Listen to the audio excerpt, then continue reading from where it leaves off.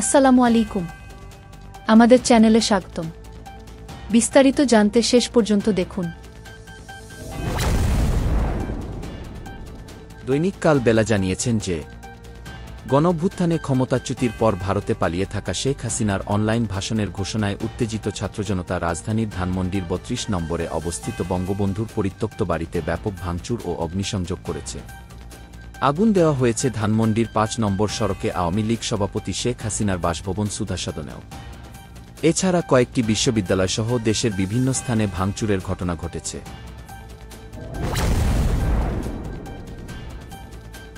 শেখ হাসিনার অনলাইন ভাষণের ঘোষণা আসার ঘটনায় এর পাল্টা জবাবে বৈষম্যবিরোধী ছাত্র আন্দোলন গতকাল বুলডোজার মিছিলের ডাক দেয়। এরপর রাত ৮টার দিকে গেট ভেঙে ধানমন্ডি ৩২ নম্বরের বাড়িতে শত শত জনতা ঢুকে পড়ে। সেখানে তারা হাসিনা বিরোধী স্লোগান দিয়ে লাঠি সোটা, রড ও শাবল হাতে ভাঙচুরে যোগ দেয়। এক পর্যায়ে বাড়িটিতে অগ্নিসংযোগ করা হয়।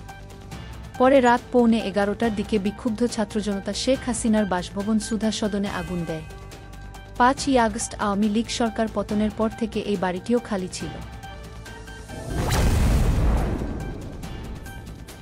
এদিকে ধানমন্ডি এলাকায় কর্মসূচির কারণে ওই এলাকায় পুলিশের পক্ষ থেকে নিরাপত্তা বাড়ানোর কথা বলা হলেও সেখানে রাস্তার ওপর দুটি পুলিশ ভ্যান ছাড়া আইনশৃঙ্খলা রক্ষাকারী বাহিনীর তৎপরতা বা তেমন উপস্থিতি দেখা যায়নি।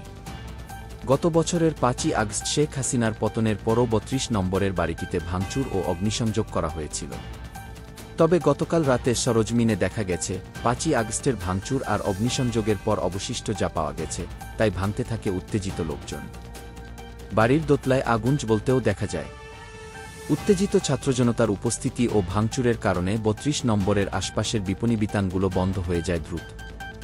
এক পর্যায়ে ওই সড়কে যান চলাচলও বন্ধ হয়ে যায়।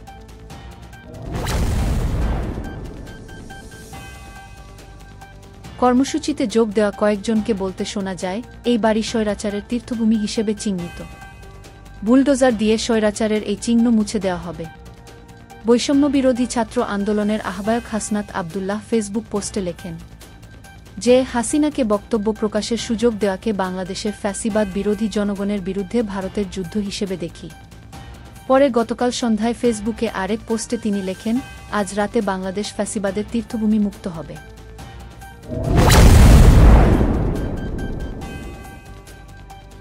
এর আগে ছাত্রসমাজের উদ্দেশ্যে শেখ হাসিনার অনলাইন ভাষণের ঘোষণা আসার পরই পাল্টা কর্মসূচি দেয় বৈষম্যবিরোধী ছাত্র আন্দোলন।